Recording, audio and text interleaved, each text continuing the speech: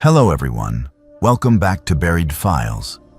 Tonight, we bring you 6 deeply disturbing true trucker horror stories that will make you question what really happens on America's most isolated highways when darkness falls. These are not fictional tales, but real encounters shared by professional drivers who have spent decades navigating the loneliest stretches of interstate where civilization fades and something far more sinister takes its place. Each story has been carefully researched and verified through witness testimonials, police reports, and corroborating evidence from the trucking community itself. America's highways hold secrets that most drivers will never encounter, and perhaps that is for the best. From predatory schemes targeting vulnerable truckers to supernatural encounters that defy explanation, tonight we explore the hidden dangers that lurk beyond the reach of headlights. If you enjoy authentic horror content that exposes the terrifying reality behind closed doors, subscribe to Buried Files and hit the notification bell so you never miss our latest investigations into the darkest corners of American highways. After you listen to these chilling accounts, we want to hear from you in the comments below about your own experiences on the road or encounters with the unexplained. Now settle in as we journey into the darkness that travels alongside America's truckers.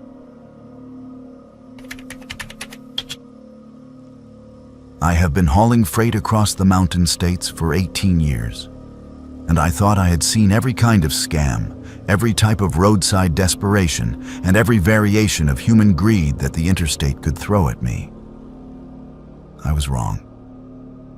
What happened to me on that snow-covered stretch of Wyoming highway during the blizzard of February 2019 still haunts my sleep and makes me question every stranded motorist I pass. My name is Marcus Thompson, and I drive a Peterbilt 379 pulling a 53-foot refrigerated trailer for a logistics company based out of Denver. The run that night was supposed to be routine. I was hauling frozen goods from Salt Lake City to Billings, Montana, a route I had driven countless times before. The weather forecast called for light snow, maybe 3 to 4 inches, nothing that would slow down an experienced driver like myself. But Wyoming weather has a mind of its own, and by the time I hit the stretch between Rock Springs and Rawlins, the light snow had transformed into a full-blown blizzard. The wind was howling across the open plains, creating whiteout conditions that reduced visibility to maybe 50 feet on a good stretch. My CB radio crackled with chatter from other drivers reporting jackknifed semis, cars in ditches, and road closures further north. I should have pulled over at the next truck stop and waited it out. Any sensible driver would have. But I was behind schedule, and the company had been breathing down our necks about delivery times. The customer in Billings needed those frozen foods for their morning shipment, and a delay would cost us the contract. So I pressed on, gripping the steering wheel with white knuckles as my headlights carved a narrow tunnel through the swirling snow. The highway was nearly deserted. Most smart people had found shelter hours ago, leaving only the foolish and the desperate to battle the elements. My truck crept along at 30 miles per hour, the engine working hard to maintain traction on the ice-slicked asphalt. The heater was running full blast, but the cold seemed to seep through every crack and crevice, chilling me to the bone despite my heavy winter coat. That was when I saw her. At first, she was just a shadow in the storm, a dark shape moving along the shoulder of the road. As I got closer, my headlights illuminated a young woman in a thin jacket, no hat, no gloves, waving frantically at passing vehicles. She looked to be in her early 20s, with long, dark hair whipping around her face in the wind. Even through the storm, I could see she was shivering violently, her breath creating clouds of vapor that were immediately torn away by the gale. Every instinct screamed at me to keep driving. Picking up hitchhikers was against company policy, and in weather like this, stopping could mean getting stuck myself. But as I passed her, I caught a glimpse of her face in my side mirror, She looked terrified, desperate, and hypothermic. No one deserved to die, alone on a highway in a blizzard.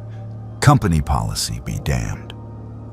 I pulled over about 100 yards ahead, hazard lights flashing, and watched in my mirrors as she stumbled through the snow toward my truck. She was moving slowly, her legs apparently stiff from cold, and I could see her struggling against the wind with each step. When she reached the passenger door, I leaned over and opened it from the inside. She practically fell into the cab, bringing a swirl of snow and frigid air with her. Up close, she looked even younger, maybe 19 or 20, with pale skin that had taken on a bluish tint from the cold. Her lips were purple, and her teeth were chattering so violently she could barely speak. "Thank you," she managed to gasp between chattering teeth. "Thank you so much. I thought I was going to die out there." I grabbed a spare blanket from behind my seat and wrapped it around her shoulders. "What the hell are you doing out here in this weather?" I asked, shifting the truck back into gear and pulling carefully onto the highway. "Where's your car?" She pulled the blanket tighter around herself and held her hands up to the heating vents. "It broke down about 5 miles back," she said, her voice still shaking. "The engine just died, and I couldn't get it started again. I've been walking for over an hour." "Why didn't you stay with the car? That's the first rule of winter survival. Never leave your vehicle." She shook her head, snowflakes still melting in her dark hair. "The heater stopped working when the engine died. I was getting so cold and no one was stopping. I figured if I walked, maybe I could find a gas station or flag down help." It made sense, I supposed, though it was still incredibly dangerous. Hypothermia could cloud judgment, make people do irrational things. I reached for my CB radio to call for assistance. "What's your name?" "I'll radio ahead to the state patrol, let them know about your car." "Sarah," she said quickly. "Sarah Miller. And thank you. But could we maybe wait until we get somewhere warm? I just want to get feeling back in my fingers first." Something about her response struck me as odd, but I attributed it to the stress of her situation. Hypothermia and shock could make anyone act strangely. I focused on the road ahead, fighting to keep the truck centered in the lane as crosswinds buffeted us from all sides. "Where are you headed?" I asked, making conversation to keep her alert. People with hypothermia could slip into unconsciousness if they got too comfortable. "Rollins," she said. "I have family there. They're expecting me." "Good. That's where I'm headed too. We should be there in about an hour if this weather doesn't get any worse." She nodded and settled back into the passenger seat, the blanket still wrapped tightly around her. For the next 20 minutes, we drove in relative silence, the only sounds being the rumble of the diesel engine, the whistle of wind around the cab, and the occasional squawk from the CB radio. That was when I noticed the headlights in my mirrors. At first, I thought it was just another truck or a snowplow catching up to us. But as I watched, I realized there were 3 sets of headlights maintaining a steady distance behind us. In a blizzard like this, most vehicles would either pass quickly or fall behind. These were keeping pace, staying about a quarter mile back, just visible through the storm. I glanced over at Sarah, who seemed to be dozing fitfully in the passenger seat. Her breathing had returned to normal, and some color had come back to her cheeks. The immediate danger of hypothermia was past, but something else was bothering me now. "Sarah," I said gently, "those vehicles behind us, are they with you?" Her eyes snapped open, and for just a moment, I saw something that chilled me more than the Wyoming wind. It was a look of calculation, of predatory awareness that had nothing to do with being a stranded motorist. But it was gone so quickly, I almost convinced myself I had imagined it. "What vehicles?" she asked, turning to look in the passenger side mirror. "I don't see anything." "Those headlights, 3 sets, staying right behind us." She squinted into the storm. "I can barely see anything in this snow. Maybe it's just other people trying to get to safety, like us." Maybe. But 18 years on the road had taught me to trust my instincts, and every instinct I had was now screaming that something was wrong. I had seen this pattern before in CB radio chatter from other drivers. Coordinated vehicles following a target, waiting for the right moment to strike. I kept my voice casual. "You know, I just realized I should probably call this in to dispatch. Let them know I picked up a passenger." I reached for the CB radio again. "No." The word came out sharper than she probably intended. She quickly softened her tone. "I mean, could we wait? I'm still feeling pretty shaky, and I'd rather not deal with official stuff right now." Red flags were going up all over my mental radar now. I had picked up stranded motorists before, and they were always grateful for any help, eager to get in touch with authorities or family members. Sarah's reluctance to involve anyone else was setting off every alarm bell I had. I glanced in my mirrors again. The 3 sets of headlights were still there, and now I was certain they were maintaining a deliberate formation. 2 were hanging back in the right lane, 1 in the left, positioned to block any attempt at escape if I tried to change lanes or exit the highway. "Sarah," I said carefully, "I need you to be honest with me. Are you really stranded? Or is this some kind of setup?" The mask dropped completely then. Her shivering stopped, her posture straightened, and when she looked at me, her eyes were cold and calculating. "You're a smart one, Marcus. Most drivers don't figure it out until it's too late." My blood turned to ice water. She knew my name. I had never told her my name. "How do you know?" "Your company puts driver names on the truck doors, genius. We've been tracking you since you left the Flying J in Rock Springs. You've got a refrigerated trailer full of expensive frozen goods, and more importantly, you're driving alone through the middle of nowhere in a blizzard." I looked ahead and realized we were approaching the exit for a rest area. If this was a coordinated robbery, that would be the perfect place for it. Isolated, off the main highway, easy to control. My hands tightened on the steering wheel. "What do you want?" I asked, though I already knew the answer. "Pull off at the rest area ahead. My friends will take the trailer and you'll walk away. Try to be a hero and you won't walk away at all." The CB radio crackled to life. "Breaker 19, this is Wyoming Bear. We've got multiple reports of a hijacking crew working I-80 tonight. 3 vehicles working together, using a female decoy to flag down trucks. All drivers exercise extreme caution." Sarah's eyes narrowed. "Too bad you won't be able to respond to that warning." But I was already formulating a plan.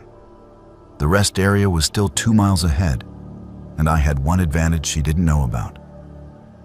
My truck was equipped with a silent alarm system that could alert law enforcement and my dispatch office with the push of a hidden button. I had installed it myself after hearing too many horror stories from other drivers. "You know," I said, trying to keep my voice steady, "you picked the wrong truck to mess with." "What's that supposed to mean?" Instead of answering, I pushed the hidden alarm button with my left hand, while simultaneously flooring the accelerator with my right foot. The big Caterpillar engine roared to life, and the truck surged forward through the snow. Sarah was thrown back in her seat. "What are you doing? You'll get us both killed in this weather. Better than letting you and your friends kill me in that rest area." I grabbed the CB radio and keyed the microphone. "Mayday, mayday. This is eastbound Peterbilt mile marker 184 on I-80. I have been hijacked by a female subject and 3 chase vehicles, requesting immediate assistance. The response was immediate. Peterbilt eastbound I-80. This is Wyoming State Patrol.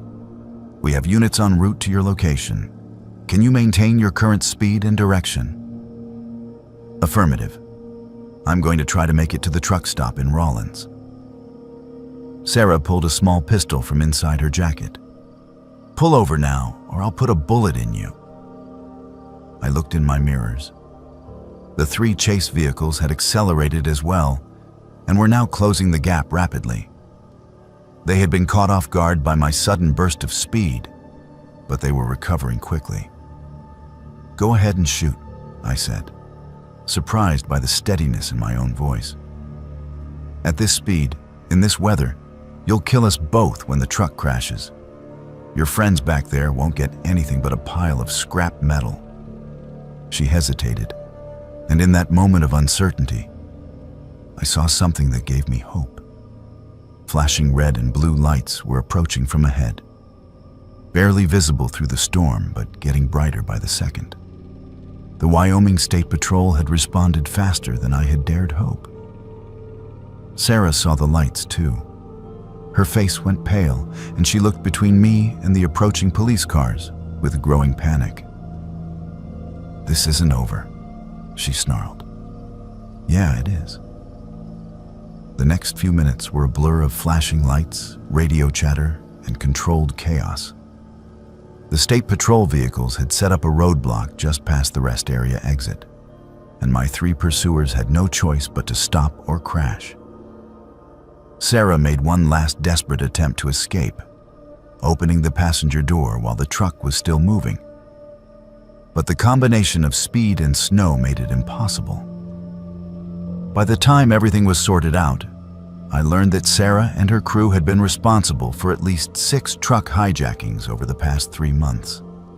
They had stolen over $2 million worth of cargo and had seriously injured 2 drivers who had tried to resist. The most chilling part came when the state patrol detective interviewed me at the truck stop in Rawlins. You're lucky you figured it out when you did, he said. The last driver who fell for their routine was found dead in his cab at that same rest area 3 weeks ago. They're not just thieves, Mr. Thompson. They're killers. I finished my run to Billings the next day, but I never forgot that night on the Wyoming highway. Every time I see a stranded motorist now, I call it into the authorities instead of stopping myself. The memory of Sarah's cold eyes and the calculating way she used my own compassion against me changed something fundamental about how I view the world. The highway is a dangerous place, and sometimes the greatest threats come not from the weather or mechanical failures, but from the darkness that lives in human hearts. Trust is a luxury that truck drivers can no longer afford, and that realization saddens me more than I can express. But I am alive to tell this story, and that is more than some drivers can say. You learn to trust your instincts out here, or you do not survive. That is the first lesson every trucker learns, usually the hard way. After 26 years hauling loads across 48 states, I thought my instincts were bulletproof. I thought I could spot trouble coming from miles away. What happened to me at that rest stop in East Texas proved just how wrong a man can be. My name is David Rodriguez, but everyone on the CB calls me Big Dave. I drive a 2018 Kenworth W900 with a custom paint job that cost me more than most people make in 6 months. Deep metallic blue with silver flames running down the sides, chrome stacks that shine like mirrors, and enough LED lights to illuminate a small town. Some drivers think I am showing off, but that truck is my pride and joy, my home away from home, and the tool of my trade all rolled into one. The run that night started out routine enough. I was hauling electronics from Dallas to Jacksonville, a familiar route that I had driven probably 50 times over the years.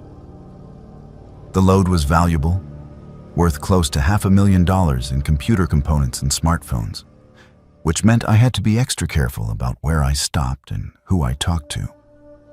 Cargo thieves love electronics because they are easy to move and hard to trace. I had been driving for 9 hours straight when fatigue started setting in. The law says you can drive 11 hours before you have to take a mandatory 10-hour break, but smart drivers know not to push it that far. Tired drivers make mistakes, and mistakes on the highway can kill you.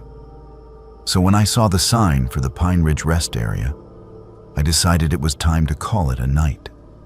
The rest area was one of those older state-maintained facilities that Texas.com has scattered throughout the eastern part of the state. Nothing fancy, just a parking lot, some picnic tables, restrooms, and a few vending machines. It was set back about half a mile from the main highway, surrounded by thick pine forest that blocked out most of the light pollution from the road. During the day, it was probably a pleasant enough spot for travelers to stretch their legs and let their kids run around. At night, it felt isolated and vulnerable.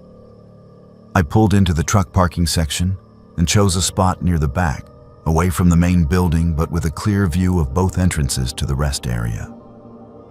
Old habits from my early days, when I was more paranoid about security. I shut down the engine, locked the doors, and climbed into the sleeper berth to grab a few hours of rest before continuing on to Jacksonville. The sleeper berth in my Kenworth is practically a small apartment. Full-size bed, television, refrigerator, microwave, even a small desk where I can do paperwork or browse the internet when I have a good signal.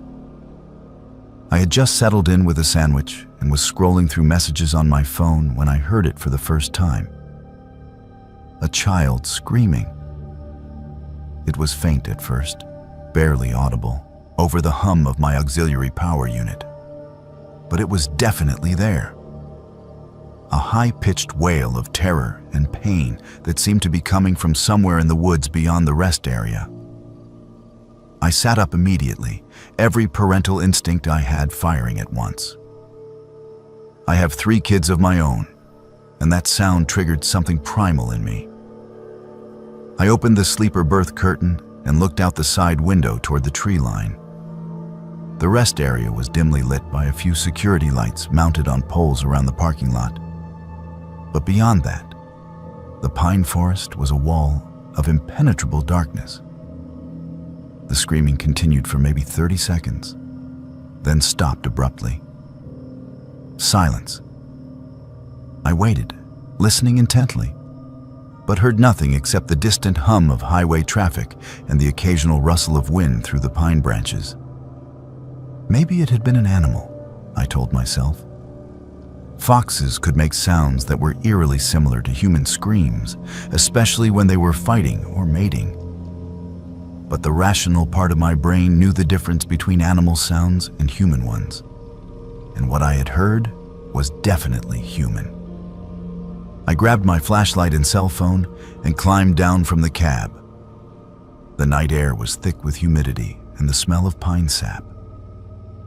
Texas in August is never comfortable, but there was something oppressive about the atmosphere that night, like the air itself was holding its breath. I walked toward the tree line, following the direction the screams had seemed to come from. My flashlight beam cut through the darkness, illuminating maybe 20 feet of forest at a time. Pine trees, undergrowth, nothing unusual. I called out, "Hello? Is someone out there? Do you need help?" No response. I walked a little deeper into the woods, sweeping my flashlight back and forth, looking for any sign of movement or distress.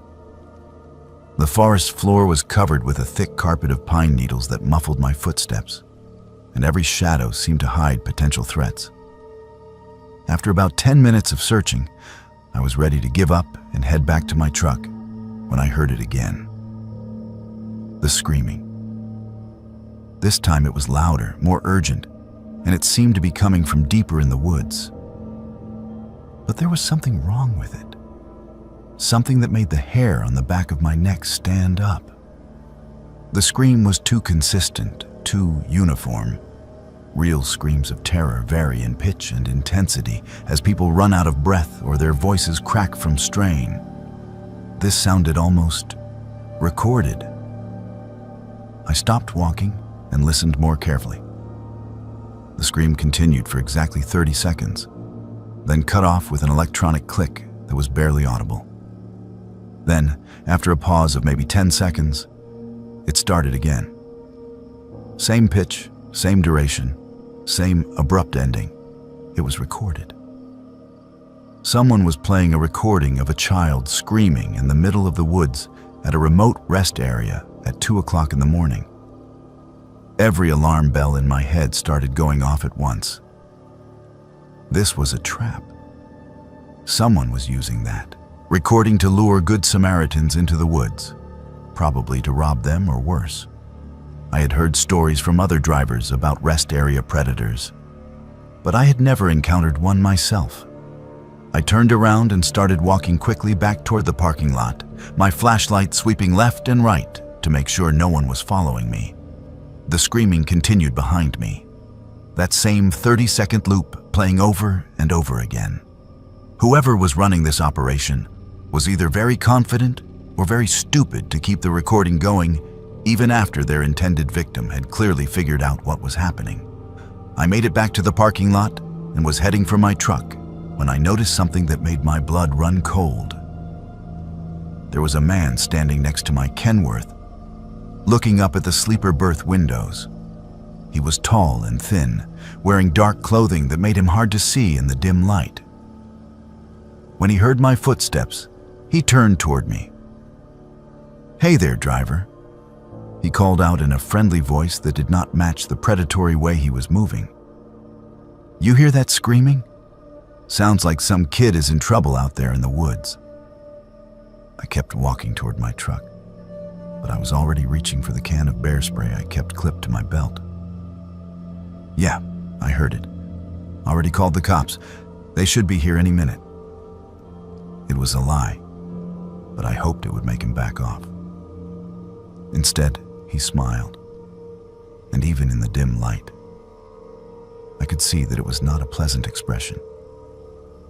"That is funny," he said, taking a step closer to me, "because my buddy out there in the woods has been watching you for the past 15 minutes, and he says you never made any phone calls."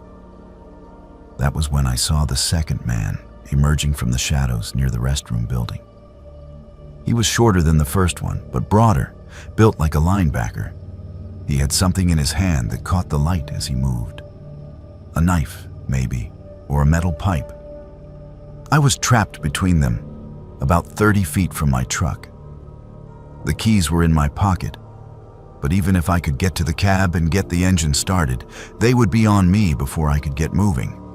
My only advantage was that I outweighed both of them by at least 50 pounds and had been in more than my share of fights during my younger, stupider days. "Look, fellas," I said, trying to keep my voice calm and reasonable. "I do not know what you are planning here, but it is not worth it. My load is just electronics. Insurance will cover whatever you take, and I will not even report it until tomorrow. Just take what you want and let me go." The tall one laughed. "Electronics? Brother, you think this is about cargo? You have got it all wrong." The short one had moved closer, circling around to cut off my escape route toward the rest area entrance.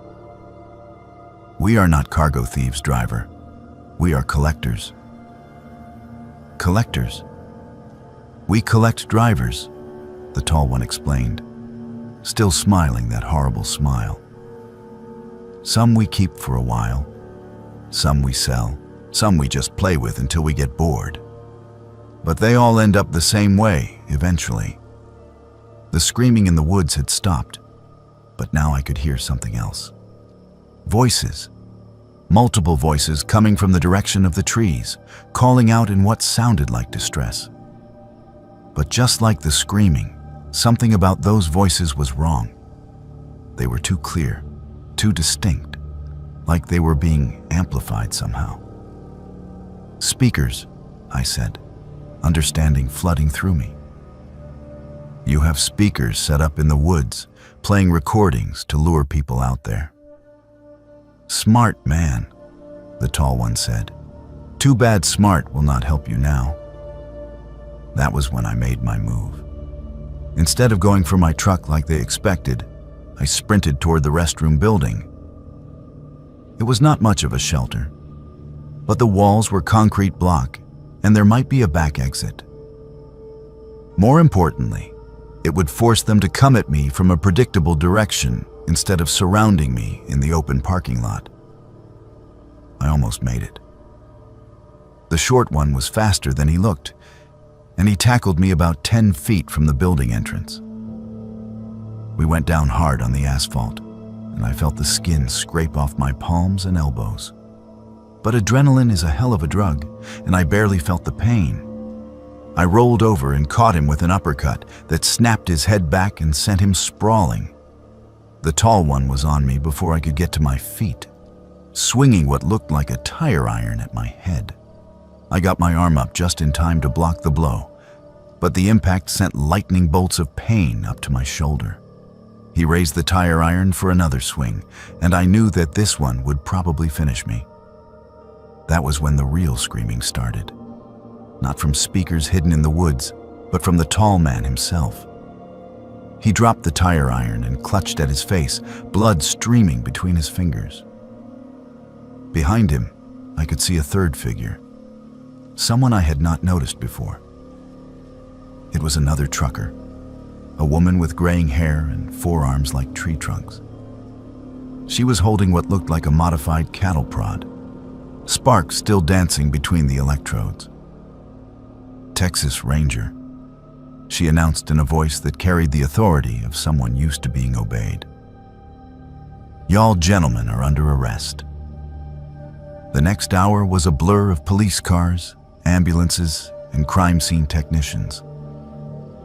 It turned out that the woman who had saved me was Detective Linda Martinez, working undercover as part of a multi-state task force investigating rest area attacks.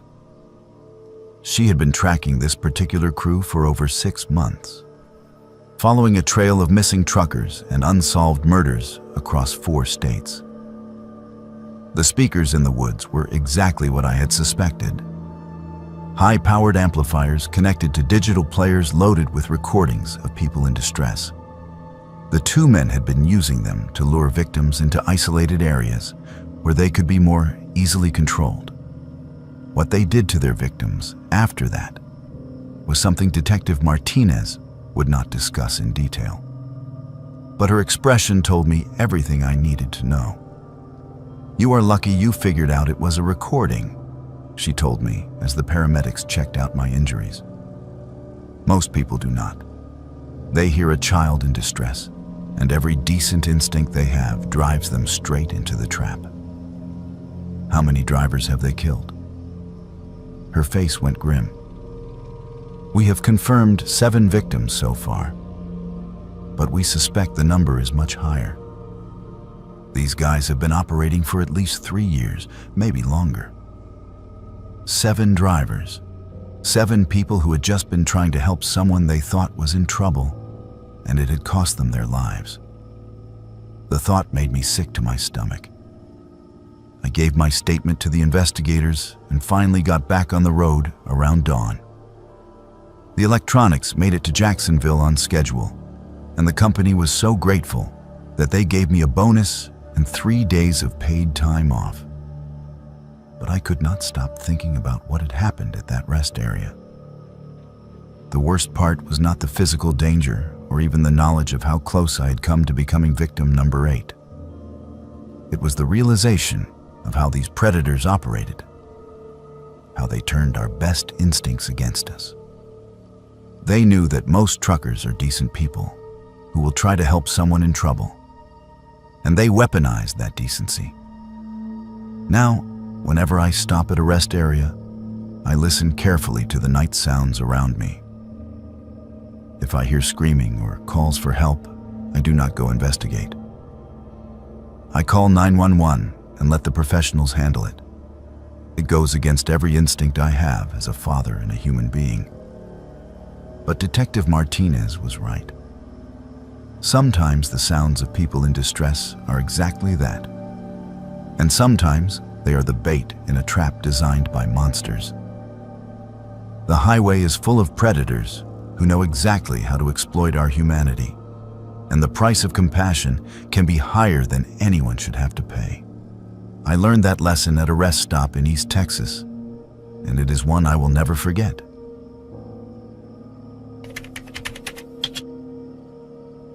In 23 years of driving, I thought I had seen every kind of cargo. From live animals to hazardous chemicals, from precious artwork to military equipment.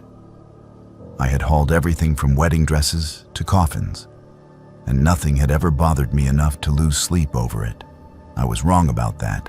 What I discovered in the back of my refrigerated trailer during that cross-country run from Atlanta to Seattle still wakes me up in the middle of the night, sweating and checking the locks on my doors. My name is Patricia Williams, but everyone calls me Patty. I've been driving big rigs since I was 25 years old, back when women truckers were rare enough to cause stares at every truck stop. I started driving because my husband walked out on me and our 2 kids, leaving me with nothing but bills and a high school education. Trucking offered good money for someone willing to work hard and spend weeks away from home, so I got my CDL and never looked back. I drive a 2220 Freightliner Cascadia, pulling a 53-foot refrigerated trailer, and I specialize in temperature-controlled loads. Pharmaceuticals, frozen foods, flowers, anything that needs to stay cold during transport. It is more complicated than dry van work, but it pays better, and after 2 decades on the road, I can handle any temperature-sensitive cargo you throw at me. The load that changed everything came through my dispatcher on a Tuesday morning in October. The pickup was at a pharmaceutical distribution center just outside Atlanta, and the destination was a medical research facility in Seattle. The shipping papers listed the cargo as biological specimens with a required temperature of minus 20 degrees Fahrenheit. Nothing unusual about that. I had hauled similar loads dozens of times before. What was unusual was the security. When I arrived at the pickup facility, there were 3 men in dark suits waiting for me, and they insisted on supervising the entire loading process personally. They had federal identification, CDC badges that looked legitimate, and they spoke with the kind of authority that made you not want to ask too many questions. The loading took place in a secure warehouse bay with no windows. The cargo consisted of approximately 50 stainless steel containers, each about the size of a large cooler, labeled with biohazard symbols and serial numbers. Each container was sealed with what looked like medical tape and locked with heavy-duty padlocks. The suits refused to tell me exactly what was inside, citing national security and trade secrets. But they assured me it was completely safe as long as the containers remained sealed and frozen.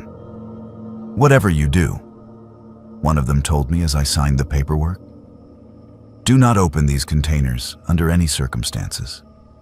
If there is any problem with temperature control or if any of the seals are broken, contact us immediately."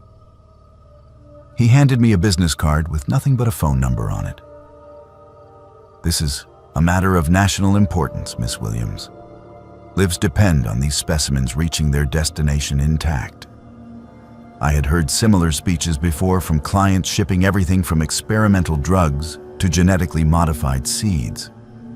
Everyone thinks their cargo is the most important thing on the road. But there was something in his tone, something in the way all 3 men kept watching me, that made this feel different. More serious, more dangerous. The drive from Atlanta to Seattle normally takes about 42 hours of actual driving time, spread over 4 or 5 days with mandatory rest breaks. I plan to take my usual route through Birmingham, Little Rock, Oklahoma City, Amarillo, Albuquerque, Flagstaff, Las Vegas, and finally up through California and Oregon to Washington. It was a route I had driven probably 100 times, and I knew every truck stop, way station, and rest area along the way. For the first 2 days, everything went smoothly. The refrigeration unit maintained a steady -20 degrees, and the cargo remained secure and undisturbed.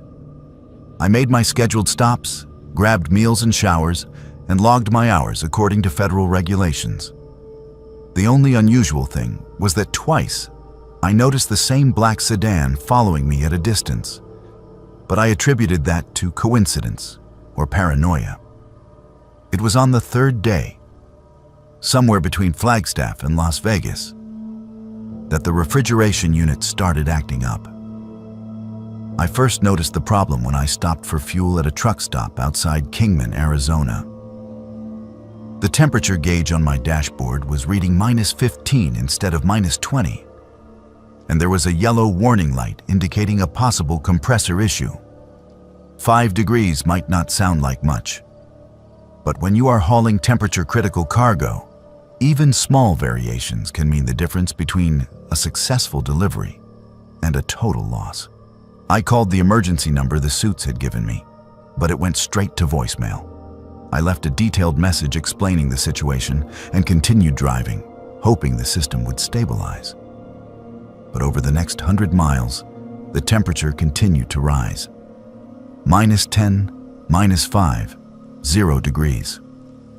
The yellow warning light turned red, and I could hear the compressor cycling on and off erratically. By the time I reached Las Vegas, the trailer temperature was holding steady at 10 degrees above zero.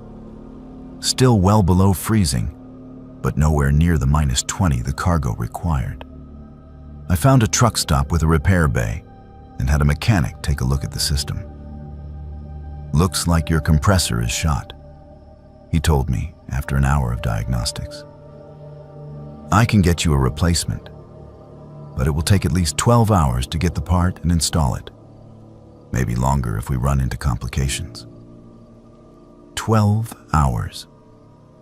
The cargo had already been above its required temperature for 6 hours. Another 12 would mean 18 hours total, and I had no idea how long the biological specimens could survive those conditions. I tried the emergency number again. Still no answer. That was when I made the decision that I now wish I could take back. I decided to check the cargo myself. I backed the trailer up to the loading dock and opened the rear doors. The interior was still cold enough that my breath formed clouds in the air, but it was definitely warmer than it should have been. The stainless steel containers were arranged on pallets, just as they had been loaded in Atlanta. But something was different. Several of the containers had condensation on them, indicating temperature fluctuations. More troubling, I could see that some of the medical tape seals had started to come loose. Not completely torn, but peeling around the edges where moisture had compromised the adhesive. I knew I should not open any of the containers. The men in suits had been very clear about that. But I also knew that if the cargo was compromised, I needed to document the extent of the damage for insurance purposes. And if whatever was inside was truly dangerous, I needed to know what I was dealing with. I chose one of the containers with a partially loose seal and carefully removed the medical tape. The padlock was still secure, but I had bolt cutters in my toolkit for situations just like this. The lock snapped with a metallic crack that echoed through the trailer. I lifted the lid and immediately wished I had not. Inside the container, packed in what looked like dry ice, was a human torso. No head, no arms, no legs. Just a torso. Gray, white, and obviously frozen, with surgical incision marks along the chest and abdomen. There was a plastic tag attached to one of the incision sites with a number that matched the serial number on the outside of the container. I stumbled backward, my mind struggling to process what I was seeing. This was not biological specimens for medical research. This was human remains, body parts, transported without proper documentation or permits. And judging by the surgical precision of the cuts, these were not accident victims or natural deaths. My hands shaking, I opened another container. A pair of human arms, severed at the shoulders with the same surgical precision. Another plastic tag, another serial number. A third container held internal organs. Heart, liver, kidneys, all carefully preserved and labeled. A fourth contained human heads, 3 of them, with the eyes and mouths sewn shut with black thread. I had stumbled onto something horrific, something that went far beyond simple cargo theft or insurance fraud. Someone was using my truck to transport human remains, body parts that had almost certainly been obtained through illegal means. And judging by the surgical quality of the dismemberment, whoever was doing this had medical training. I was about to call the police when I heard voices outside the trailer. The same voices I had heard back in Atlanta. The men in suits had found me. "Miss Williams," one of them, called out, "Step away from the cargo and come outside. We need to talk." I looked around the trailer desperately, searching for another exit. But there was only one way out, and they were blocking it. I could hear at least 3 different voices, maybe more. They knew I had seen the contents of the containers, and they were not going to let me walk away with that knowledge. "Miss Williams, we know you opened the containers. That was very unwise. Come outside so we can discuss your options." Options. That did not sound like they were planning to arrest me or call the authorities. That sounded like they were planning something much worse. I pulled out my cell phone and dialed 911, but there was no signal inside the metal trailer. I would have to get outside to make a call, and that meant walking into their trap. But staying inside was not an option either. They could simply wait me out, or worse. I grabbed the heaviest tool I could find in my kit, a large adjustable wrench, and moved toward the trailer doors. If I was going down, I was not going down without a fight. But when I looked outside, the loading dock was empty. No men in suits, no black sedan, nothing. Just the normal bustle of a busy truck stop at midday. Had I imagined the voices? Was the stress of discovering the body parts making me paranoid? I jumped down from the trailer and looked around cautiously. There were other drivers refueling their trucks, customers going in and out of the convenience store, mechanics working in the repair bays. Everything looked completely normal. Too normal. I walked around to the front of my truck and found a note tucked under the windshield wiper. It was typed on plain white paper with no letterhead or identifying marks. "Miss Williams, you have seen something you were not supposed to see. For your own safety and the safety of your family, you will complete this delivery as originally planned. You will not contact law enforcement. You will not discuss this cargo with anyone. When you reach Seattle, you will be given further instructions. Your cooperation ensures that this remains a business transaction rather than a personal matter." At the bottom of the note were 2 photographs. One showed my daughter coming out of her apartment in Phoenix. The other showed my son leaving his job at a construction company in Denver. Both photos had been taken recently, probably within the last few days. The message was clear: complete the delivery or my children would pay the price. I drove to Seattle in a state of controlled terror, my mind racing with possibilities and scenarios. Who were these people? How had they found my children so quickly? What kind of operation was I caught up in? The delivery went exactly as planned. A different set of men met me at the research facility, and they unloaded the cargo with the same careful precision that had been used in Atlanta. They inspected every container, noted the few that I had opened, and made check marks on their clipboards. "Thank you for your cooperation, Miss Williams. one of them said as I prepared to leave. Your discretion in this matter is appreciated. You will find a performance bonus has been added to your payment. And that was it.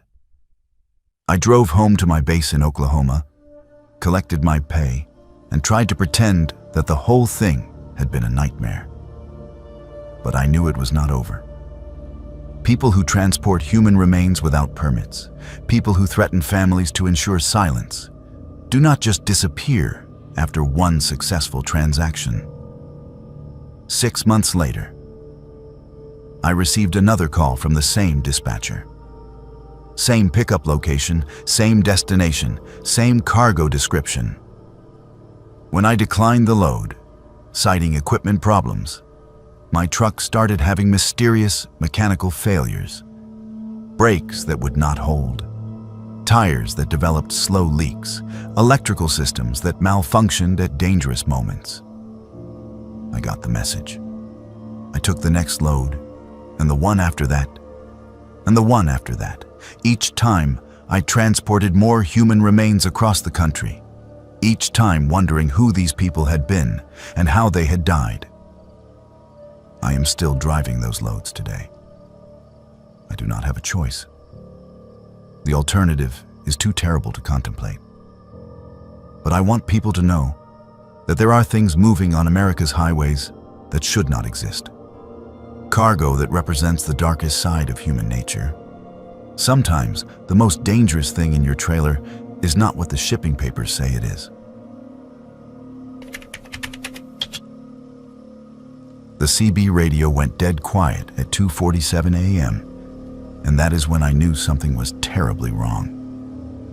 In 31 years of driving these highways, I have learned that truckers never stop talking on the radio, especially during the long, lonely hours before dawn.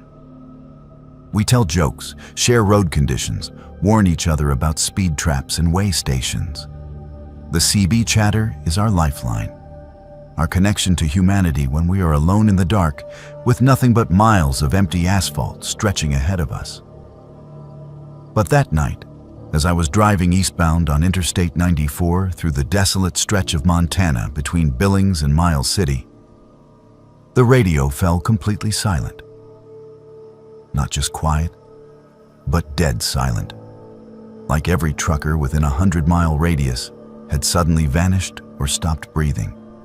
My name is James Mitchell, and I have been hauling freight across the northern states since I was 22 years old. I drive a 2017 Kenworth T680 with a sleeper cab, pulling whatever loads my dispatcher can find.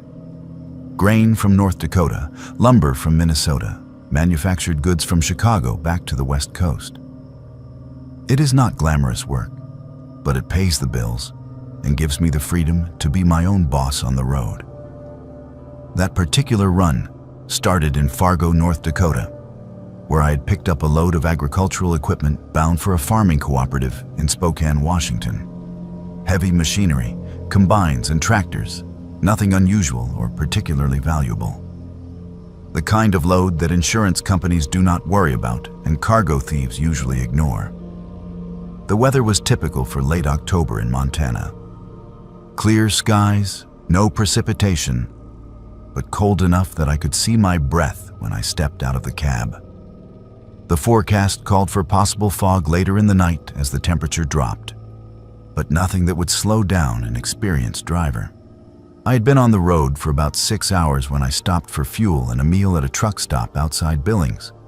The place was busy, probably 15 or 20 other trucks parked in the lot. Drivers grabbing showers, catching up on sleep, or just stretching their legs before continuing their runs. Normal truck stop atmosphere, familiar faces, and friendly conversations. That was where I first heard mention of the Phantom Convoy. I was sitting at the counter in the restaurant, working on a plate of meatloaf and mashed potatoes, when an older driver at the next stool started talking to the waitress about something strange he had seen the night before. "Damnedest thing I ever witnessed," he was saying, shaking his head as he stirred sugar into his coffee. I was running eastbound on this same stretch of 94, maybe 2 in the morning, when I saw them in my mirrors.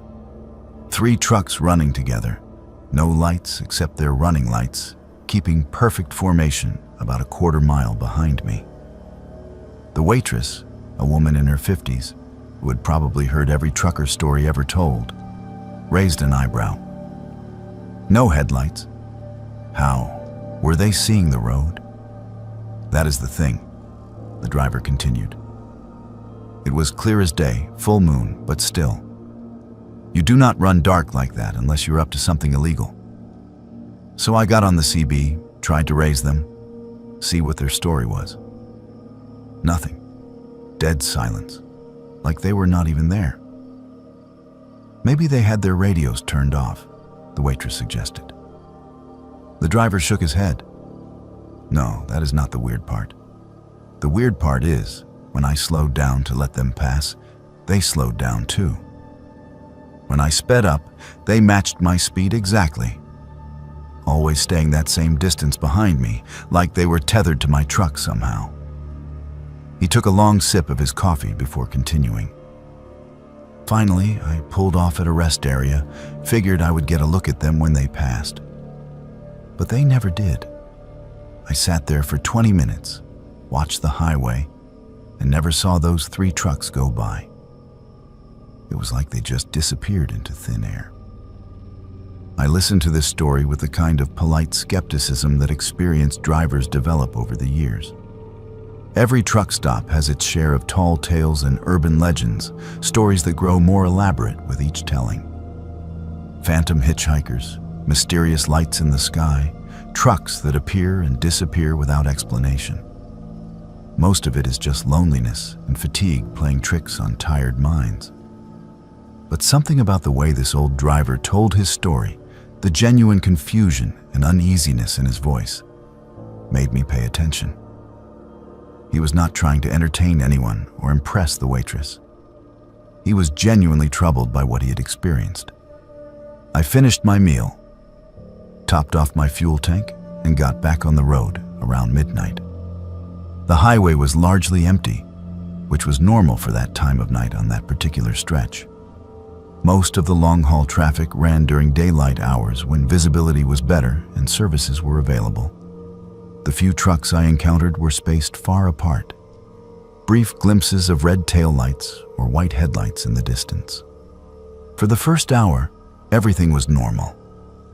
My CB radio crackled with the usual late-night chatter. Drivers checking in with each other, sharing information about road conditions, complaining about dispatchers and customers. The familiar background noise of the trucking community going about its business. That was when the fog started rolling in. At first, it was just wisps of vapor rising from the valleys and low-lying areas along the highway. But within 30 minutes, it had thickened into a dense blanket that reduced visibility to maybe 50 yards. I slowed down to 45 miles per hour and turned on my fog lights. But the golden beams seemed to be swallowed up by the gray-white wall surrounding my truck. Fog is dangerous for truckers. It conceals obstacles, makes it impossible to judge distances accurately, and can turn a routine drive into a white-knuckle experience. But I had driven through worse conditions before, and I was confident in my ability to handle it safely. That was when the CB radio went silent. Not gradually, like drivers signing off one by one as they reached their destinations. All at once, like someone had thrown a switch and cut off every transmission within range. I tried keying my microphone, calling out on channel 19, but got no response. I switched to other channels, tried the emergency frequency, even attempted to raise the local base stations. Nothing but static. I was checking my radio connections when I saw them in my mirrors. 3 trucks, running in perfect formation about a quarter mile behind me, just like the old driver had described. Even through the fog, I could make out their shapes. They appeared to be conventional tractors pulling standard trailers, but something about their silhouettes looked wrong. Too angular, too sharp, like they had been drawn by someone who had never actually seen a truck before. And they were running completely dark, No headlights, no marker lights, no identification numbers or company logos visible on their sides. Just dark shapes moving through the fog at exactly the same speed I was traveling, maintaining that precise distance behind me, no matter how I varied my speed. I tried the CB radio again. Breaker 19, this is eastbound Kenworth mile marker 126 on I-94. I have 3 trucks following me with no lights. Please identify yourselves. Silence. I slowed down to 35 miles per hour, expecting them to pass me or at least close the distance. Instead, they slowed down too, maintaining that same quarter-mile gap. I sped up to 55, pushing the safe limits for the fog conditions. They matched my speed exactly. For the next 20 miles, this bizarre procession continued. Me in front, struggling to see the road through the thickening fog, and 3 phantom trucks behind me, somehow navigating without any visible means of illumination. Every few minutes, I would try the CB radio again, hoping to reach someone, anyone, who could explain what was happening. But the airwaves remained dead. That was when I started noticing other details that made my skin crawl. The trucks behind me were not leaving tire tracks in the thin layer of moisture that had accumulated on the asphalt. I could see my own tracks clearly in my side mirrors, dark lines following the path of my tires.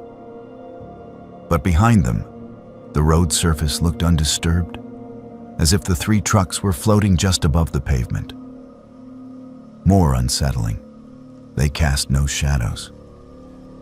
Even in the fog, with my running lights and reflectors creating pools of illumination, objects cast shadows. But these trucks seemed to absorb light rather than reflect it. Dark voids moving through the gray landscape like holes cut out of reality itself. I was beginning to seriously question my sanity when I saw the exit sign for a rest area 5 miles ahead. I decided to pull off and see what would happen.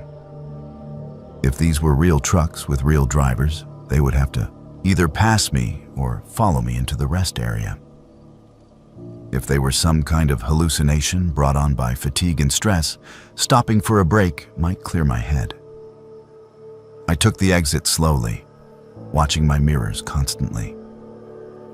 The 3 trucks followed me down the off-ramp, maintaining their formation and distance. But as I pulled into the rest area parking lot, something impossible happened. They kept going, not past the rest area on the highway, but straight through it. I watched in my mirrors as all 3 trucks drove directly through the parking lot, through the building, through the trees on the far side, and disappeared into the fog beyond. No change in speed, no deviation from their path, just a smooth, uninterrupted journey through solid objects as if they were not there. I sat in my truck for almost an hour, engine running, heater on full blast, trying to process what I had just witnessed. Every rational part of my mind insisted that I had imagined it, that the fog and isolation had played tricks on my perception. But I knew what I had seen, and I knew it was not normal. When I finally got back on the highway, the fog was beginning to lift, and the CB radio crackled back to life. Drivers were checking in, reporting their positions, resuming the normal chatter that had been absent for the past 2 hours. I tried several times to tell other drivers what I had experienced, but every time I keyed the microphone, the words stuck in my throat. Who would believe such a story? Hell, I was not sure I believed it myself. I completed my run to Spokane without any further incidents, delivered the agricultural equipment on schedule, and tried to put the whole experience behind me. But over the next few weeks, I started hearing similar stories from other drivers. Always the same details. 3 trucks running dark, perfect formation, following other vehicles through remote stretches of highway, then disappearing without explanation. The stories were always from the same general area, that desolate stretch of Montana between Billings and the North Dakota border. And they were always during fog conditions, always in the early morning hours, always when the CB radio went mysteriously silent. I started avoiding that route when possible, taking longer paths through Wyoming or South Dakota to reach my destinations. But the trucking industry is small, and sometimes you do not have a choice about which roads you take. 3 months later, I found myself on that same stretch of I-94, hauling a load of electronics from Minneapolis to Seattle. It was a clear night, no fog, and I was feeling confident that whatever I had experienced before was a one-time occurrence. The CB radio was active with normal traffic, and I was making good time. But at exactly 2:47 a.m., the radio went silent again. I looked in my mirrors and saw them immediately. 3 trucks, running dark, maintaining that perfect quarter-mile distance. This time, there was no fog to blame, no atmospheric conditions to explain away what I was seeing. Just 3 impossible vehicles following me through the Montana darkness. But now, I understood something that I had missed during my first encounter. These were not living drivers playing some elaborate prank or engaging in illegal activity. These were the ghosts of truckers who had died on this stretch of highway, condemned to drive the same route for eternity. I have researched the accident records for that area, and the statistics are sobering. Over the past 30 years, dozens of truckers have been killed in crashes along that section of I-94. Jackknifed semis, rollovers, collisions with wildlife, mechanical failures that led to fatal accidents.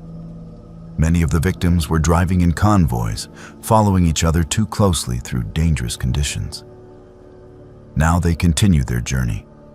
3 drivers who died together and refused to rest. They follow the living, perhaps trying to warn us of the dangers ahead, or perhaps simply unable to break free from the route that claimed their lives. I still see them sometimes, on clear nights when the highway is empty and the CB radio falls silent. 3 phantom trucks in my mirrors, forever following, forever traveling a road that leads nowhere but deeper into the darkness.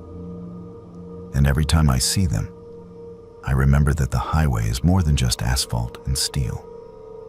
It is a repository of memories, a graveyard of dreams, and sometimes a prison for the dead who cannot let go. The road never forgets, and neither do those who died on it. After 30 years on the road, you develop a 6th sense about people. You learn to read body language, to spot trouble before it spots you, to trust your instincts when something feels wrong. That ability has saved my life more times than I can count. But it failed me completely at a truck stop outside Montgomery, Alabama, on a humid night in July that I will never forget. My name is Anthony Kowalski, but everyone calls me Tony. I have been driving long-haul routes across the southeastern states since I was 23 years old. Back when CB radios were the only way to communicate with other drivers, and truck stops were small family-owned operations that knew every regular customer by name. I drive a 2019 Peterbilt 389 with a custom paint job that cost me more than some people make in a year. Midnight black with silver pinstripes, chrome exhaust stacks that shine like mirrors, and enough LED lights to illuminate a football stadium. Some people think it is too flashy, but after 3 decades of living on the road, my truck is the only home I have ever really known. That particular run started in Jacksonville, Florida, where I had picked up a load of paper products bound for a distribution center in Nashville, Tennessee. It was routine cargo, nothing valuable enough to attract cargo thieves, and the route was one I had driven probably 50 times over the years. Familiar truck stops, predictable traffic patterns, no surprises expected. I had been driving for about 8 hours when I stopped for fuel at the Dixie Travel Plaza, a mid-sized truck stop about 30 miles south of Montgomery. The place had been there for at least 15 years, and I had stopped there dozens of times before. Clean restrooms, decent food, and a repair shop that could handle most mechanical problems. The kind of establishment that long-haul drivers depend on. The fuel islands were busy, which was normal for that time of evening. Drivers were topping off their tanks, grabbing showers, and settling in for mandatory rest periods. I pulled up to pump number 7 and started the refueling process, a routine I had performed thousands of times before. That was when I met Eddie. He appeared beside my truck while I was cleaning my windshield, a thin man in his 40s wearing greasy coveralls and a friendly smile. He had the kind of face that blended into crowds, unremarkable except for his eyes, which seemed to take in every detail of my truck and equipment. "Nice rig," he said, running his hand along the polished chrome bumper. "Peterbilt 389, right? These are beautiful machines when they are maintained properly." I nodded, continuing to work on the windshield. Small talk from other truckers was normal at fuel stops, part of the informal community that existed among drivers. But something about Eddie made me uncomfortable. Maybe it was the way his eyes lingered on the expensive chrome accessories, calculating their value.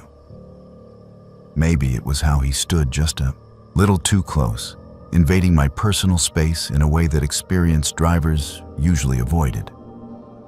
"You haul this route regular?" he asked, leaning against the fuel pump. "I work in the repair shop here, and I swear I have seen this truck before." "Yeah, I come through here every few weeks," I replied, finishing the windshield and moving to check my tire pressure. "Good stop. Never had any problems." Eddie smiled, but it did not reach his eyes. "That is what we like to hear. Customer satisfaction is our top priority." He paused, seeming to study my face. "You know, I was just thinking. That front tire looks a little low to me. Maybe you should bring the truck around to the shop. Let me take a proper look. No charge for the inspection." I glanced at the tire he was indicating. It looked fine to me, holding pressure normally with no visible wear or damage. But Eddie was the professional mechanic, and tire problems could be dangerous at highway speeds. Against my better judgment, I agreed to let him take a look. "Great," he said, his smile widening. "Just pull around to bay number 3. I will meet you there in a few minutes." I finished fueling, paid for the diesel, and drove around to the repair shop. Bay number 3 was at the far end of the building, separated from the main truck stop by a row of empty trailers and construction equipment. The area was poorly lit, with only a few security lights casting long shadows across the cracked asphalt. Eddie was waiting for me, along with another man I had not seen before. This second man was larger, built like a linebacker, with arms covered in tattoos and the kind of dead eyes that I had learned to associate with serious trouble. He was holding what looked like a heavy wrench, but the way he gripped it suggested it was not intended for mechanical work. "Just pull right up here," Eddie called out, waving me forward. "We will have you back on the road in no time." Every alarm bell in my head started going off at once. The isolated location, the second man with the weapon, the overly friendly mechanic who had been asking too many questions about my route and schedule. This was not a tire inspection. This was a setup. I stopped the truck about 20 feet from the bay and set the air brakes, but I kept the engine running. "Actually," I called through the driver's side window, "the tire looks fine to me now. I think I will just head on down the road." Eddie's friendly mask slipped for just a moment, revealing something cold and predatory underneath. "Come on, friend. You're already here? Let me at least take a quick look." Professional courtesy. The big man with the wrench had moved to block the exit from the bay area. He was not being subtle about it, just standing there with his arms crossed, making it clear that I was not going anywhere until they were finished with whatever they had planned. But 30 years of driving had taught me more than just how to handle an 18-wheeler. I had learned to think fast under pressure, to assess situations quickly, and to take decisive action when my life was on the line. Instead of getting out of the truck like they expected, I released the air brakes and floored the accelerator. The big Caterpillar engine roared to life, and 40 tons of truck and trailer lurched forward toward the exit. The big man dove out of the way just in time to avoid being crushed, rolling across the asphalt and shouting curses. Eddie was screaming something behind me, but I could not make out the words over the sound of the engine. I did not care what he was saying. I just wanted to put as much distance as possible between myself and that truck stop. I made it about 5 miles down the highway before I pulled over and called the police. When I explained what had happened, the dispatcher told me that they had been investigating a string of attacks on truck drivers in that area. Drivers who had stopped for fuel or repairs and then disappeared. Their trucks found days later, stripped of cargo and expensive accessories. "You are lucky you trusted your instincts," the detective who interviewed me later said. Eddie Morrison has been running that operation for at least 2 years. We think he and his partner have killed at least 6 drivers, maybe more. 6 drivers. 6 men who had just been trying to do their jobs, to earn a living on the road, and they had walked into a trap disguised as friendly assistants. The thought made me sick to my stomach. The investigation revealed that Eddie had been working at the truck stop legitimately for several months, establishing a cover identity and identifying potential victims. He would target drivers with expensive trucks or valuable cargo, lure them to the isolated repair bay, and then he and his partner would rob and kill them. The bodies were disposed of in a remote swamp about 50 miles away, while the trucks were taken to a chop shop and stripped for parts. Eddie Morrison was eventually sentenced to death for his crimes. His partner, a man named Dale Hutchins, received life in prison without the possibility of parole. The truck stop was sold to new owners who completely renovated the facility and hired an entirely new staff. But the damage was done. Every time I pull into a truck stop now, I remember Eddie's friendly smile and calculating eyes. I remember how close I came to becoming just another statistic, another driver who trusted the wrong person at the wrong time. The highway is full of predators who know exactly how to exploit the trust that exists in the trucking community. They know that drivers are more likely to help each other, to accept offers of assistance from people wearing mechanics' coveralls or truck stop uniforms. They weaponize our professional courtesy and use it against us. I still stop at truck stops, of course. I have to. But I am more careful now, more suspicious of unsolicited offers to help, more aware of my surroundings when I am in isolated areas. The paranoia is exhausting, but it is the price of survival on America's highways. Eddie Morrison taught me that the most dangerous predators are not the ones who look threatening. They are the ones who look helpful, who offer exactly what you need at exactly the right moment. They are the ones who smile while they are planning to kill you.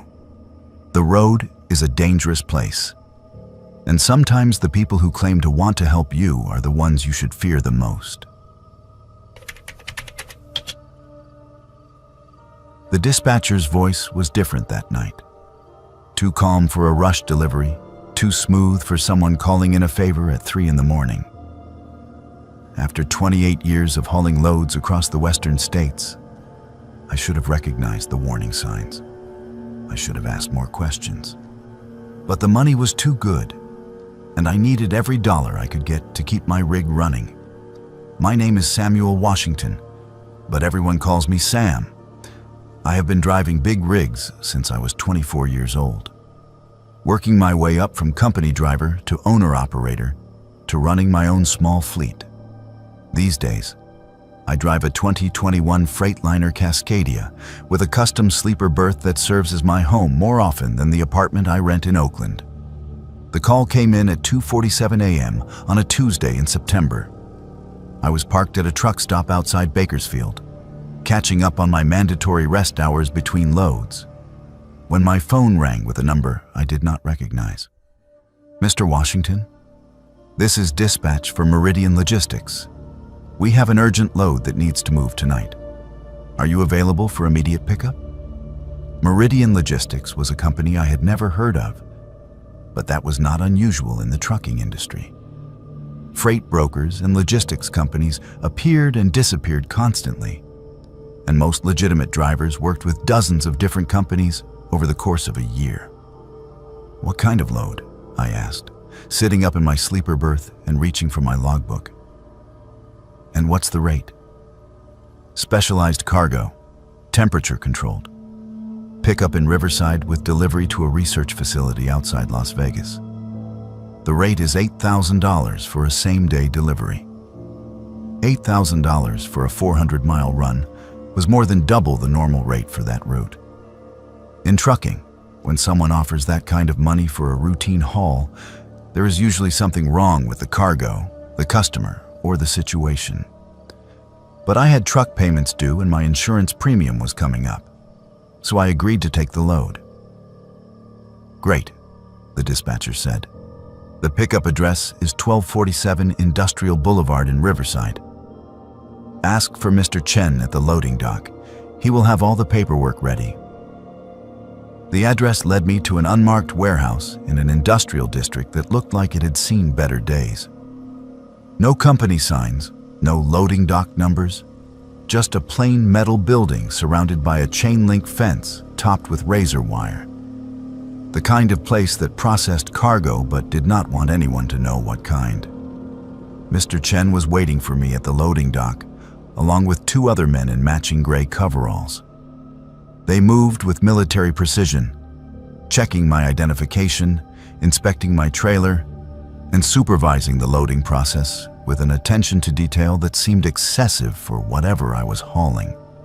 The cargo consisted of 12 large containers, each about the size of a refrigerator, marked only with alphanumeric codes and biohazard symbols. They were sealed with what looked like military-grade locks and connected to a sophisticated temperature control system that maintained a steady 38 degrees Fahrenheit. "What exactly am I hauling?" I asked Mr. Chen as we completed the paperwork. "Biological specimens," he replied without looking up from his clipboard. "Medical research materials that need to reach the destination facility within 18 hours. The temperature must remain constant, and the containers cannot be opened under any circumstances." I had hauled biological specimens before, everything from laboratory animals to human organs for transplant. It was specialized work that paid well, but it required careful handling and strict adherence to transportation protocols. Nothing about this load seemed unusual, except for the secrecy and the urgency. The delivery address was equally anonymous. A coordinates location in the Nevada desert, about 50 miles northwest of Las Vegas. No street address, no facility name, just GPS coordinates that led to what appeared to be an abandoned military installation. I made good time through the night, following Interstate 15 through the Mojave Desert, while the temperature control system hummed quietly behind me. The containers remained stable, the locks intact, and the monitoring equipment showed no problems with the cargo. It was not until I reached the delivery location that I realized something was seriously wrong. The GPS coordinates led me to a heavily guarded compound surrounded by high fences and security towers. Armed guards checked my identification and directed me to a loading dock inside the perimeter. But what I saw there made my blood run cold. The facility was not a research laboratory or medical center. It was some kind of processing plant, with industrial equipment that looked designed for manufacturing rather than scientific research. And the people working there were not wearing lab coats or medical scrubs. They were wearing robes, long dark robes with symbols embroidered on the chest, moving between the machinery with ritualistic precision. Some were chanting in a language I did not recognize, while others arranged objects on what looked like altars positioned throughout the facility. I wanted to turn around and leave, but armed guards had positioned themselves around my truck, making it clear that departure was not an option. The unloading process began immediately, with robed figures carefully removing each container from my trailer and carrying it to different stations within the facility. That was when I saw what they were doing with the cargo. The containers held human organs, but not the kind used for medical transplants. These were prepared for some other purpose, arranged on metal tables surrounded by candles and ritual implements. The robed figures were performing some kind of ceremony over each organ, chanting and making gestures that looked more like worship than science. I had stumbled into the middle of something that went far beyond illegal organ trafficking. This was a cult that used human body parts for ritualistic purposes, and they had been using my truck to transport their materials without my knowledge. "Mr. Washington," a voice said behind me.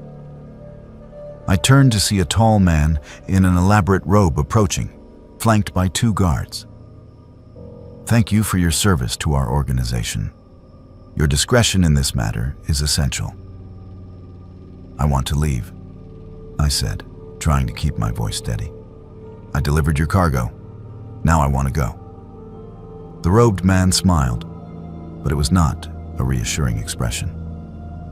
"I am afraid that is not possible. You have seen too much of our operation to simply walk away. But we have a proposition for you." He gestured toward the loading dock, where I could see other trucks parked in the shadows. "We have need of reliable drivers who can transport our materials without asking uncomfortable questions. The compensation is generous, and the work is steady." "What if I refuse?" His smile faded. "Then you will become part of our research program. Your organs are in excellent condition for someone your age." The threat was clear. Join their operation or become their next victim. I looked around the facility, counting guards and exit routes, trying to calculate my chances of escape.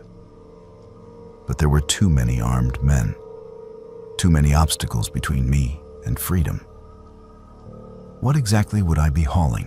I asked, buying time while I considered my options. "Biological materials, as tonight. Sometimes from hospitals and morgues that cooperate with our research. Sometimes from more informal sources. The origin of the specimens is not your concern. Your job is simply transportation." He was describing a network of organ theft and ritual murder that stretched across multiple states, using legitimate trucking companies and unwitting drivers to move their materials. And now they wanted me to become a willing participant in their operation. That was when I made the decision that probably saved my life. Instead of refusing outright or trying to argue, I pretended to consider their offer seriously. "The money would have to be substantial," I said, "and I would need guarantees about my safety and the safety of my equipment." The robed man nodded approvingly. "Of course. We are reasonable people, Mr. Washington. We understand that this arrangement must be mutually beneficial." Over the next hour, he outlined the details of their operation, while I memorized every piece of information I could gather. Names, locations, schedules, the scope of their activities. They had corrupted employees at hospitals and medical facilities across 6 states, stealing organs and bodies that were supposed to be cremated or buried. The ritual purpose of these materials was something I did not want to understand, but it clearly involved human sacrifice on a scale that defied comprehension. When they finally released me with instructions to await their next call, I drove straight to the nearest FBI field office and reported everything I had witnessed. The investigation that followed lasted 18 months and resulted in the arrest of over 60 people involved in what prosecutors called the largest ritual murder conspiracy in American history. The facility in Nevada was raided 3 days after my report, but the leaders of the cult had already disappeared. Some of the lower-level participants were convicted and sentenced to life in prison, but the core organizers were never found. I learned later that they had been using dozens of drivers like me, truckers who thought they were hauling legitimate medical cargo, but were actually transporting materials for ritual murder. Most of the other drivers never discovered the truth about their loads, but a few who asked too many questions or witnessed too much simply disappeared. The trucking company that had originally hired me, Meridian Logistics, turned out to be a front operation run by the cult to recruit unwitting drivers. The real dispatcher I had spoken to was one of their members, using a fake identity and stolen credentials to access the freight networks that legitimate truckers depend on. I still drive the highways of the American West, but I am much more careful about the loads I accept and the companies I work with. I verify credentials, research unfamiliar clients, and trust my instincts when something feels wrong. The money is never worth your life, and the cargo is never worth your soul. Sometimes the most dangerous freight is the kind you never suspect, delivered to places that should not exist, for purposes that defy human decency. The highway connects more than just cities and states. Sometimes it connects the living world to something much darker.